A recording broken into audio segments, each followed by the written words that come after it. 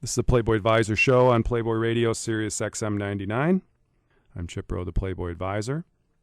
And my guest is Jill Nelson, who is the co-author with Jennifer Sugar of a biography and filmography of the adult performer John Holmes. Now, if you haven't heard of John Holmes, he had a very, very large penis. He appeared in more than 2,500 loop, stag films, and porn movies in the 70s and 80s. He was a tall, thin guy with a large penis. And there's been no definitive measure of the size of his erection, but he, for a long time, was promoted as the longest man in the business. He's probably best known for a series of films he did starting in 1971, playing a private investigator named Johnny Wad. He died of AIDS-related complications in 1988, but Jill Nelson and Jennifer Sugar have written I would say it's the most definitive biography of John Holmes, based largely on interviews they did with everyone involved in his life. And so we're going to have all the questions you may have about John Holmes, I know I have many, answered when we talk to Jill. Jill, welcome to the Playboy Advisor Show. Thank you very much, Chip. Happy to be here. You note in the introduction to the book that what I brought up in the intro to your appearance is that the most common question that people have now about John is, so how long was it? But I get the sense there's not a definitive answer. We're never going to know. No, there is no definitive answer. A lot of it depended on his level of sexual excitement, obviously. Mm-hmm. But it is also sort of part of the folklore that has defined John Holmes' life. I would say between 10 and 13.5 inches is the number. So there's no way to look at, you have a lot of photos in the book of him nude, and there's no way to calculate based on his height or something, or is that basically where they get this estimate? There's that theory, but I think it is very difficult. One of the things that we did learn, though, is because John had an uncircumcised penis, it also appears larger because of. Okay. And he was tall. I don't think there is really a scientific way to figure it out, though, based on his height. I know I've read theories, but I really don't think that's right. You get your protractor out, and hopefully he's standing straight up. And I think you have to ask the women who worked with him. That was our that's what we went on. We talked to so many women who had worked with him, and they just said unequivocally it was huge, and it was the hugest penis that they'd ever encountered. Right. So. Well, you also, it's amazing, your filmography is quite an accomplishment, because I've read that most of what he did was 8mm loops, a lot of them which haven't survived. Right. How did you go about compiling every film of these 2,000 plus films that he appeared in? Well, what we did is we talked to some of the directors who had worked with him. We rented several films. We went online and watched video on demand.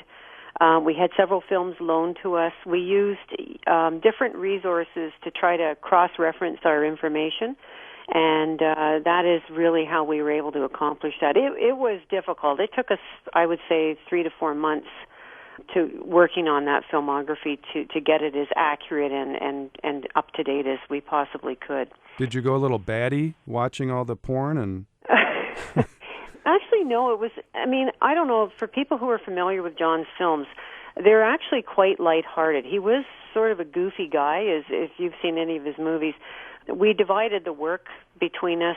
We did review 86 loops and 114 feature films, but a lot of it was really palatable, and neither one of us really had a background. We didn't have a background at all in pornography or the adult entertainment industry, so it was new for us, but still it was okay. It was like I said, it was quite palatable, and after a while you just jotted down notes, and you weren't really focusing too much on the sex scenes. You were really focusing more on trying to find out what the plots were that sort of surrounded the sex scene. Right. Now, I'm curious how you both came to write this book. I mean, what is your interest in John Holmes? Neither of us knew. I was familiar with John Holmes. I'm twice Jennifer's age. I'm 52. I remember him in the 70s. I knew he was a big porn star, and I also remember the Wonderland murders. Jennifer was only 5 at the time of John's death. We had both seen the film Wonderland at different times. We didn't know one another. We just both became very curious about the details of the Wonderland murders and also about John Holmes' entire life. I met Jennifer on a message board online for the film Wonderland, and we just started writing privately, and she disclosed to me, I think she was about 23 at the time, that she was writing the first and definitive book about John Holmes. And I was really impressed that a girl of this age, you know, she's a biology and math major, who just wanted to take on a project of this magnitude. I knew it was going to be huge. Yeah, so to speak. Then I was just going to say about a year later, literally.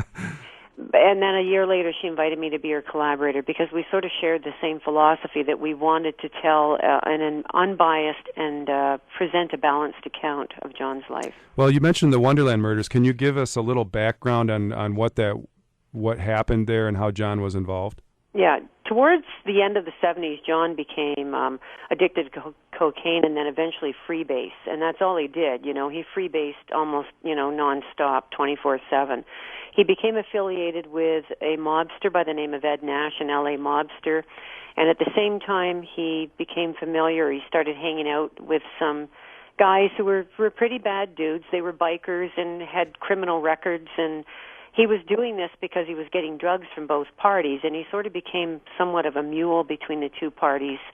And what happened was they needed a big score. They wanted a big score.